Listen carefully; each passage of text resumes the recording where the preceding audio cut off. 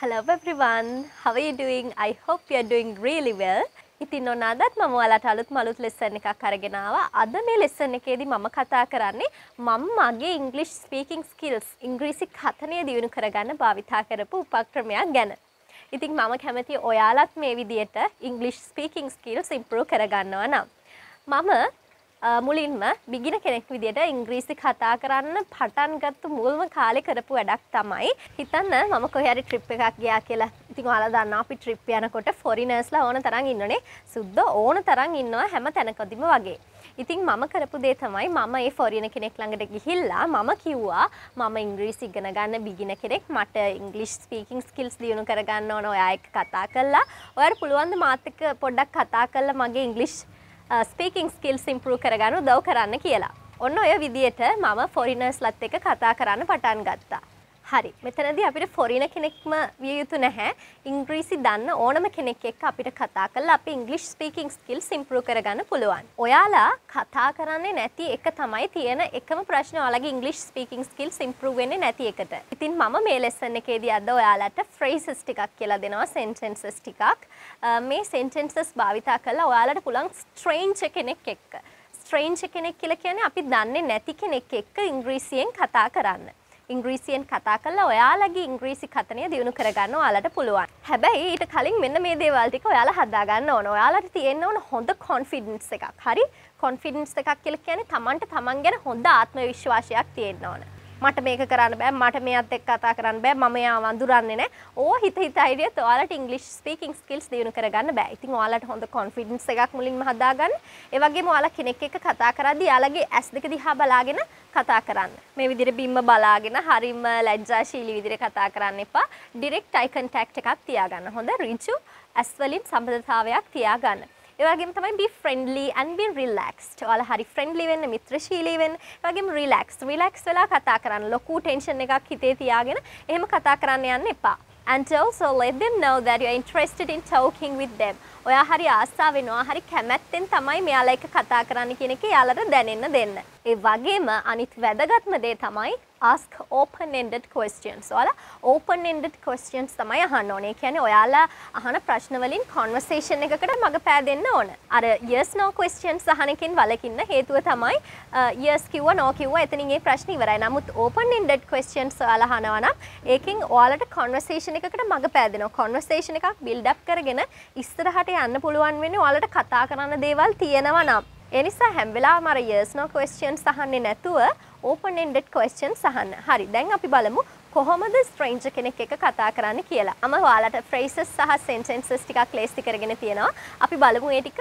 මුලින්ම ඔයාලා excuse කරන්න ඕන. මොකද අපි ඒ කතා කරන කෙනා මොනවා හරි වැඩක වෙන්න පුළුවන් ඉන්නේ. ඒ නිසා ඔයාලට පුළුවන් කියන්න hello, excuse me, hello, excuse me, I'm still learning English. මම තාම ඉංග්‍රීසි ඉගෙන ගන්නවා. I'm a beginner. මම තාම beginner කෙනෙක්. මම තාම පටන් ගත්තා විතරයි. And I like to improve my English speaking skills by talking to you. ඒ වගේම මම කැමතියි මගේ English speaking skills දියුණු කරගන්න ඔයා සමග කතා කරලා. If you can talk with me for a while, it will be a great help for me. ඔයාට පුළුවන් නම් මාත් එක්ක පුංචි වෙලාවක් කතා කරන්න. ඒක මට ලොකු උදව්වක් වෙයි. That will be a great help for me.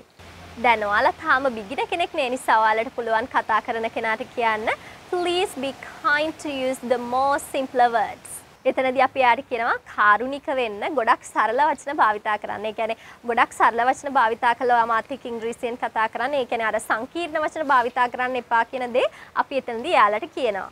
ඒ වගේම ඔයාලට කියන්න පුළුවන් if I made a mistake please ignore it. මම මොනවා හරි අත්වැරදීමක් සිදු කළොත් කරුණාකරලා ඔයා ඒක නොසලකා හරින්න. මොකද මම තාම beginner කෙනෙක්නේ. ඒ වගේම ඔයාලා කතා කරන්නේ foreigner කෙනෙක් එක්ක නම් එයාලගේ accent එක අර අපේ accent එක වගේ නෙවෙයිනේ. ඔයාලට හිතෙනවා එයාලා ගොඩාක් වේගෙන් කතා කරනවා කියලා. නමුත් ඇත්තටම වෙන්නේ එයාලා වචන connect කරලා කතා කරන එක. කොහොම වුණත් එයාලගේ accent එක ඔයාලට තේරෙන්නේ නැති අවස්ථා තියෙනවානේ. අන්න ඒ වගේ අවස්ථාවන් වලදී ඔයාලට කියන්න පුළුවන් can you please repeat it again? Can you please repeat it again? ඒ කියන්නේ කරුණාකරලා ඔයාට ඒක ආයි කියන්න පුළුවන්ද? Can you please repeat it again? කරුණාකරලා ඔයාට ආයි ඒක කියන්න පුළුවන්ද? අන්න ඒ අදහස. Next sentence. Can you please describe it using more simpler words? කරුණාකරලා ඔයාට පුළුවන්ද මේක විස්තර කරන්න ගොඩක් සරල වචන භාවිතා කරලා? හරි? මේ phrases ඔයාලට භාවිතා කරලා ඇත්තටම කෙනෙක් එක්ක කතා කරන්න පුළුවන්. ඒ වගේම ඔයාලට යාලා කතා කරනවා හෙමින් වැඩි නම් ඒ කියන්නේ ඔයාලට ඇහෙනවා මදි නම් ඔයාලට කියන්න පුළුවන් can you please speak up a little bit? Can you please speak up a little bit? සමහර වෙලාවට අපිට යාලා කියන දේවල් තේරෙන්නෙම නැහැ. හේතුව යාලා කතා කරන වේගය වැඩි නිසා වෙන්න පුළුවන්. එහෙමත් නැත්නම් යාලා කතා කරන වචනවල බර වැඩිකම නිසා වෙන්න පුළුවන්. කොහොම වුණත් මෙන්න මේ වගේ වෙලාවකදී ඔයාලට කියන්න පුළුවන් sorry I couldn't catch you. Sorry I couldn't catch you. මෙතන I couldn't catch you කියන එක සමානයි I don't understand you කියන එකට. ඒ කියන්නේ මට ඔයාව තේරෙන්නේ නැහැ කියන එක සමා වෙන්න.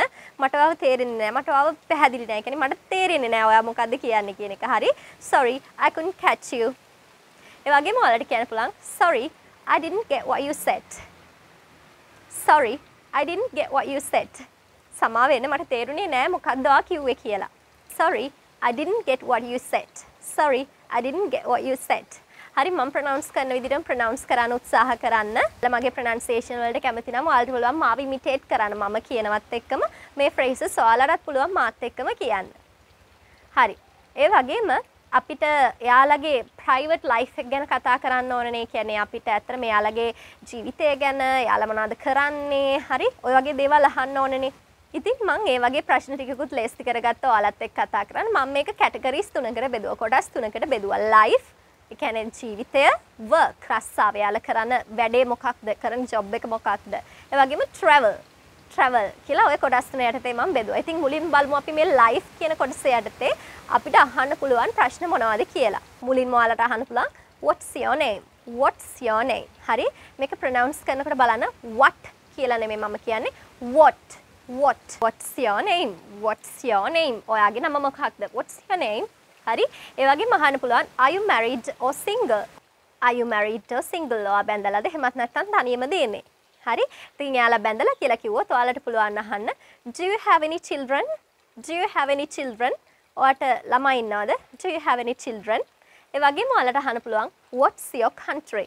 එයා foreigner කෙනෙක් නම් ඔයාලට පුළුවන් අහන්න what's your country? ඔයාගේ රට මොකක්ද? What's your country? ඒ වගේම ඔයාලට අහන්න පුළුවන් where were you born and raised? Where were you born and raised? ඔයා හැදුනේ වැඩුනේ කොහෙද? ඒකෙන් born කියලා කියන්නේ ඉපදෙනවා කියලා. එතනදී අපි අදහස් කරන්නේ ඔයා ඉපදුනේ කොහෙද? ඒ වගේම ඔයා raised හැදුනේ වැඩුනේ කොහෙද? හරි? ඔයා හැදුනේ වැඩුනේ කොහෙද කියලා තමයි අහන්නේ. Where were you born and raised? Next sentence. What do you like to do in your spare time? What do you like to do in your leisure time? මේ දෙකම එකම දේ තමයි අහන්නේ. මොනවාද ඔයාගේ අමතර කාලයට ඔයා free එකේ ඉන්න වෙලාවට කරන්න කියන එක තමයි එතන අදහස. මොනවාද ඔයා free time එකට කරන්න කියන එක අදහස. What do you do in your spare time? ඒ වගේම අපිට කියන්න පුළුවන් what do you do in your leisure time? ඔය දෙ විදිහටම අපිට අහන්න පුළුවන්. ඊළඟට මම ඊළඟ කැටගරි එක ගැන කතා කරනවා work කරන වැඩ. අපිට අහන්න පුළුවන් what do you do? What do you do? මෙතන what do you do කියන එකෙන් අදහස් වෙන්නේ ඔයා කරන රැකියාව මොකක්ද කියන එක. හරි? What do you do? ඔයා කරන රැකියාව මොකක්ද? ඒ වගේම දැන් අපි එහෙම අහුවාම යාළ මොනවා හරි උත්තරයක් දෙන්න ඊට පස්සේ ඔයාලට අහන්න පුළුවන් is it your dream job or are you working towards something else? ඒ කියන්නේ ඒක ඔයාගේ සිහින රැකියාවද? ඔයා dream කරන් ඉන්න රැකියාව ඒකද? එහෙමත් නැත්නම් ඔයා මේ රැකියාව කරන ගමන් මොනවා හරි වෙන දෙයක් උදෙසා වැඩ කරමින් ඉන්නේ. ඒ කියන්නේ ඔයාගේ dream job එක වෙන එකක්ද? ඔයා ඒ වෙනුවෙන් වැඩ කරන ගමන්ද මේ දවස්වල ඉන්නේ කියන එක තමයි එතන අදහස. Are you working towards something else? ඔයා වෙන මොනවා හරි දෙයක් වෙනුවෙන් වැඩ කරන ගමන්ද ඉන්නේ කියන එක තමයි එතන අදහස වෙන්නේ. ඒ වගේම ඔයාලට අහන්න පුළුවන් are you satisfied with your current role? Are you satisfied with your current role? මේ දැන් වර්තමානයේ ඔයාගේ රැකියාව, ඔයාගේ තත්ත්වය, ඔයා කරන රෝල් එක, ඔයා කරන රෝල් එකට ඔයා satisfied? ඒ කියන්නේ ඔයා සෑහීමකට පත් වෙනවද ඔයාගේ ජොබ් එක ගැන කියලා තමයි අපි මෙතනදී අහන්නේ. Are you satisfied with your current role? ඒ වගේම අපිට අහන්න පුළුවන් what is your major responsibility in that job? ඔයාගේ තියෙන ප්‍රධානම වගකීම මොකක්ද ඒ ජොබ් එකේ? මෙන්න මේ වගේ ප්‍රශ්න අහුවාම ඇත්තටම අපිට යාලත් එක්ක friendly conversation එකක් ඉදිරියට ගෙන යන්න පුළුවන්. හරි? අපිට conversation එකක් ඉදිරියට ගෙන යන්න නම් මම අර කලින් කිව්වේ open ended questions අහන්න ඕනේ කියලා. මෙන්න මේ විදිහට තමයි ඔයාලා open ended questions අහන්නේ. හරි? මේ වගේ ප්‍රශ්න අහුවාම අපිට දිග conversation එකකට මඟ පෑදෙනවා. අර yes no ගාලා ඉවර වෙන conversation එකක් නෙමෙයි, ටිකක් දුර ඇදිලා යන friendly conversation එකක් තමයි ඔයාලා පවත්ව ගන්න ඕන. හරි. අපි ඊළඟ කැටගරි එක බලමු travel. travel කියලා කියන්නේ සංචාරය කියන අදහස. එතකොට දැන් ඔයා මේ කතා කරන stranger ඔයාලට travel කරද්දි හම්බුන කෙනෙක් වෙන්න පුළුවන්. හරි? ගොඩක් වෙලාවට ඔයාලා foreigner කෙනෙක් එක්ක කතා කරනවා නම් ඔයාලා travel කරන්න යද්දි තමයි foreigner කෙනෙක්ව meet වෙන්නේ. එතකොට ඒ වගේ ස්ථානයකදී ඔයාලා මෙන්න මේ වගේ ප්‍රශ්න අහන්න පුළුවන්. Do you enjoy traveling? ඔයා විනෝද වෙනවද traveling කළා? ඔයා සතුටු වෙනවද? ඔයා කැමතිද traveling කරන්න කියන එක තමයි මෙතන අහන්නේ. හොඳට බලන්න මෙතන වැදගත් grammar point එකක් තියෙනවා. Do you enjoy traveling? හරි traveling, enjoy traveling. මේ enjoy කියන ක්‍රියාපදයේ පිටිපස්සෙන් අපිට to travel කියලා දාන්න බෑ. කියන්නේ do you enjoy to travel කියලා කියන්න බෑ. හැම වෙලාවෙම අපිට to infinitive ගන්න බෑ. gerund එකක් තමයි අපි ගන්න ඕනේ enjoy වලට පස්සේ. gerund එකක් කියලා කියන්නේ ක්‍රියාපදයට ing form එක එකතු කරාට පස්සේ ඒක gerund එකක්. හැබැයි හැම අවස්ථාවකදීම නෙවෙයි, සමහර අවස්ථාවන් වලදී. gerund එක ගැන මම පස්සේ ඔයාලට කතා කරන්නම්. ඔයාලට අවශ්‍ය නම් gerund එකක් to infinitive කියන්නේ මොකක්ද කියලා දැනගන්න මට පහලින් comment section එකේ comment එකක් දාන්න. ඒක ගැන වීඩියෝ එකක් කරන්න කියලා. එතකොට මම ඒක ගැන වැඩිදුර විස්තරات එක්ක වීඩියෝ එකක් කරන්නම්. හරි. එහෙනම් අපිට බෑ do you enjoy to travel කියලා අහන්න අපිට බෑ. හැබැයි අපිට පුළුවන් අහන්න do you enjoy traveling? Do you enjoy traveling කියලා අපිට අහන්න පුළුවන්. හැබැයි අපිට මේ like කියන ක්‍රියාපදයක් ගන්න පුළුවන් enjoy වෙනුවට do you like to travel? එතන පුළුවන් අපිට to භාවිතා කරන්න. Do you like to travel කියලා අහන්නත් පුළුවන්. Do you like traveling කියලා අහන්නත් පුළුවන්. එතන ප්‍රශ්නයක් නෑ. මෙතන enjoy කියන එකත් එක්ක තමයි අපිට ප්‍රශ්න තියෙන්නේ. හරි? Do you like to travel or do you like traveling? ඔය විදිහට අහන්න පුළුවන් අපිට. ඒ වගේම ඔයාලට අහන්න පුළුවන් is this your first time visiting Sri Lanka? මේ ඔයාගේ පළවෙනි අවස්ථාවද ශ්‍රී ලංකාව නරඹන්න එන? Is this your first time visiting Sri Lanka? ඊට පස්සේ ඔයාලා තව විස්තර කරලා අහන්න ඒක ගැන. Why do you like visiting Sri Lanka? ඇයි ඔයා කැමති ශ්‍රී ලංකාව නරඹන්න එන්න? Why do you like visiting Sri Lanka? හරි එතන why ඇයි කියලා අහනවා. අන්න එතනදී යාලා ලොකු විස්තරයක් දෙයි. එතකොට ඔයාලට පුළුවන් conversation එක දිගට ඇදගෙන යන්න. ඒ වගේම ඔයාලට අහන්න පුළුවන් what's your favorite place in Sri Lanka? ශ්‍රී ලංකාවේ ඔයාගේ තියෙන කැමතිම place එක මොකක්ද? What's your favorite place in Sri Lanka? වගේම ඔයාලට අහන්න පුළුවන් why is it your favorite? ඇයි ඒක ඔයාගේ favorite වෙන්නේ? ඇයි ඒක ඔයාගේ කැමතිම ස්ථානය වෙන්නේ? හරි? ඒ වගේම ඔයාලට අහන්න පුළුවන් if I visit your country, what is the most beautiful place that I should come and visit and why I should visit that place? ඒ කියන්නේ ඔයාලා අහනවා මම ඔයාගේ රටට ආවොත් නරඹන්න මම ඔයාගේ රට බලන්න ආවොත් මම නැරඹිය යුතුම ස්ථානය කුමක්ද? නැරඹිය යුතු වඩාත්ම ලස්සන ස්ථානය කුමක්ද? ඒ වගේම ඔයාලා අහනවා ඇයි ඒක ඒ තරම් වැදගත් වෙන්නේ මම බලන්න ඕනේ ඇයි කියලා අහනවා. හරි? කොහොමද එතකොට ඔයාලා අහන්නේ? If I visit your country, what is the most beautiful place that I should definitely come and visit and why I should visit that place? ඒ වගේම ඇයි මම මේ place එක නරඹන්න ඕනේ කියලා අහනවා. Alright, that's it for today's lesson guys. ඉතින් මම අද ඔයාලට මේ lesson එකෙන් මම හිතනවා ඔයාලට conversation එකක් stranger කෙනෙක් එක්ක build up කරගන්න අවශ්‍යම කරන sentences ටිකක් මම අද ඔයාලට කියලා දුන්නා කියලා. ඉතින් ඔයාලා මේ වගේ lessons ඉදිරියේදීත් බලා ගන්න කැමති නම් comment section එකේ comment එකක් දාගෙන යන්න. And also don't forget to give this video a thumbs up. ඉතින් like එකක් අමතක කරන්න එපා. This is a free service that you can do for me. ඉතින් මම ඔයාලට අලුත්ම lesson එකක් අරගෙන ඉක්මනට මෙන්නම්. Bye guys. Lots of love for you.